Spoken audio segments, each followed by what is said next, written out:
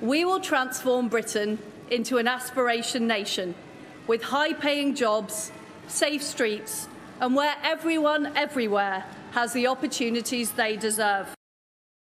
All right, Liz Truss, I should say, taking over as the new Prime Minister, the fourth Conservative leader here in Britain since Conservatives took the helm of power back in 2010. That's about as long as she has been a political figure, so this is a meteoric rise. She didn't start out Maggie Thatcher right, but she is right now. Let's get the read from Nigel Farage, the Brexit leader, former top advisor to the former Prime Minister. Nigel, always good to have you. Maybe you could give me an idea of what we can expect out of the new Prime Minister. Will she follow in the mold of a Maggie Thatcher, someone she repudiated not too many years ago? I'm just wondering your thoughts. Yes, you're right. She was a young protester, a Thatcher-out protester. She was a very strong liberal. She wanted to get rid of the Queen. She voted Remain. But she tells us she's been on a Damascene conversion. And yesterday she said, I was elected as a Conservative. I will govern as a Conservative. And I thought, wow, what a lovely change that'll make after 12 years and 3 previous Prime Ministers, all of whom pretended to be Conservative but governed as Social Democrats. So she clearly does believe now in free markets. She believes in lower taxes. She believes in helping business. And on energy, which is the big one, and this country is on the edge of a financial precipice unless we sort this out, on energy, she has talked about increasing UK supply.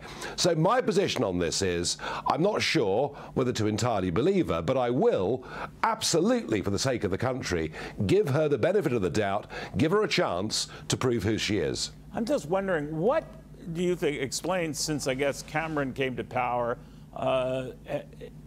this leftward tilt, capped by Boris Johnson, raising taxes fairly dramatically?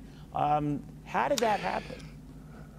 Yeah, it's really funny. I mean, Tony Blair was a very, very dominant figure in British politics, and it seemed that David Cameron wanted to model himself on Tony Blair. And since then, we really haven't had a proper Conservative figure. The country thought Boris Johnson was, because he'd picked up on the mantra of Brexit and controlling borders, something arguably that I forced him into.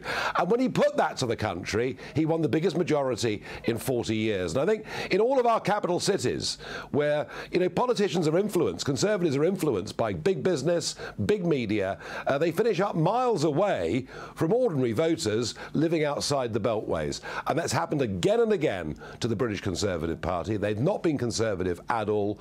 This woman says she will be. Let's give her a chance. All right. Nigel, you can help me understand. Maybe it is parliamentary systems, and then there's like your parliamentary system and the way it works, where a few dues-paying members can turn the course of history. I get that, and that's your want, and it's worked well for you guys. But I'm just wondering if it then, takes away the oomph of the passionate members of the party who very much did like Boris Johnson and some of the good things he did, felt that the party turned on him, and that seems to happen a lot, where the party is what turns on the Prime Minister, not outside forces. Yeah, I mean, we don't have a presidential system. We don't have an open primary system. We are a party-run country. And when we vote, we don't even vote for a prime minister. Right. We vote for a member of parliament to represent our constituency. But I have to say, with 4 prime ministers in the space of 6 years, I think there was 1 or 2 questions, Neil, being asked in this country about the way things are working. There are imperfections with both systems. Ours at the moment isn't serving us very well. What I will say is this, though. Unless the Conservative Party get a grip, we're going to find the pound going into free fall against the dollar, inflation going through 20%, energy possible blackouts coming this winter, and a massive socialist Labour majority next time round.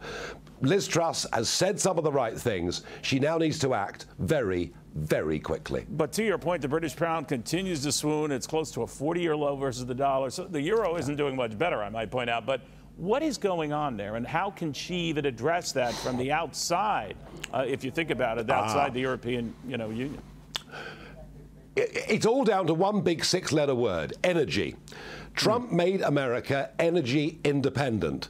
And whilst Biden hasn't been particularly keen on hydrocarbon production, compare that to us, where we refuse to produce our own gas, coal, and nowhere near enough oil, and Germany, who are totally dependent on Russia, and now Mr. Putin has decided to turn off the taps. That is why the euro is so weak. That is why the pound is so weak. That is why we are subjected to gas prices that, unless government acts, literally would put millions of people into cold and poverty this winter. Things this side of the pond have gone wrong because we've gone for a net zero agenda. We've all decided to go green, to rely on wind turbines, which are great when the wind blows, but catastrophic when they don't. We're in big trouble on this side of the pond. It needs a really big rethink. Such is our challenge. Nigel, thank you very much. We'll have more after this.